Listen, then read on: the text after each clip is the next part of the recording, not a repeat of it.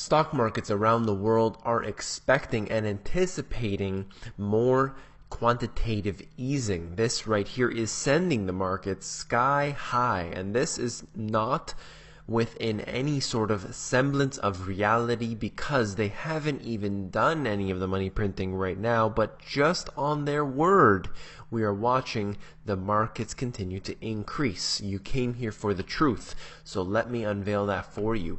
Let's take a look right here at what Mario Draghi said. This is out of CNBC. Should it become necessary to further address the risks of too prolonged a period of low inflation, the Governing Council is unanimous in its commitment to use additional unconventional instruments within its mandate. So right there it's saying it's going to use those unconventional instruments, but also saying that it's within its mandate. So they're going to stretch the terms on what they're actually allowed to do. And right here they also said the Governing Council has tasked the ECB staff and the relevant Eurosystem committees with ensuring the timely preparation of further measures to be implemented if needed. So right there they are saying, should we need to increase the amount of QE that we're doing, we will do so. Right there, that is enough to send the markets upward. I will show you that in a moment, but let's just get into what they said here. They are saying basically that they will do anything it takes. They're going to print money, and we know that that's going to happen. It's just a matter of time. They've done these things with the different tools. They call them tools. They will buy asset-backed securities. They will buy all the worst debt possible, and they will put that onto the backs of the taxpayer. Let's get into what's happening now. You have all this money being printed, all of it being spread around the world, and right here out of this article in the Telegraph, it's showing you what's going on in Belgium right now. Over 100,000 people went out to protest right now. What's happening? The money is being squandered of the public, and we see riots and civil unrest taking place in different cities all around the world. This isn't just contained to one section.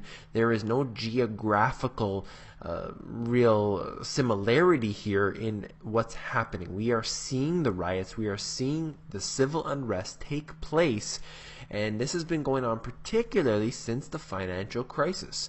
You know, I talked about this in my book right here, talking about Europe's weakening. European nations are falling victim to the virus of debt contagion, and we're seeing it definitely in Europe being the primary source of this, and it is going to get worse as time goes on. We are seeing right there what I said here. There have been tens of thousands of cuts to European bank employees as a result of the fear of collapse. And I'll continue on with that type of information in a moment. Let's get into these charts right here showing you the S&P just on fire. Now, why exactly has it been doing well? I guess you would assume, if you didn't know, that everything is just fine. The employment statistics are probably looking better. There are more and more jobs out there, and undoubtedly exports are doing well, and the general sentiment is great. That would be a realistic reason why the S&P has been increasing, but instead it's all because of this bullard here saying that they will do a QE4. The Federal Reserve will engage in a QE4 should it need to. And since that statement, it has gone up practically in a straight line, a significant jump upward. So no longer does it matter what the real economy is doing. It's all based on the central banker's words. And this right here, as soon as Draghi said that they will engage in QE should they need to, the market, other than this little slip up that occurred here, has been rising. And that's exactly what's going to happen. Even though OPEC cut the growth, they are still going ahead and suggesting that everything is fine, and you can see the market lifting upward. That's all that they need. They don't even need to actually use their QE anymore. Apparently they can just say that they will do it, and that is enough for the market, knowing that if it were to decline, they'll just go in and print up the money. It's working very well for them as we see the markets increasing recently. Let's go into this, the real situation. That's what you came here for. The October job cuts have been the biggest since 2009.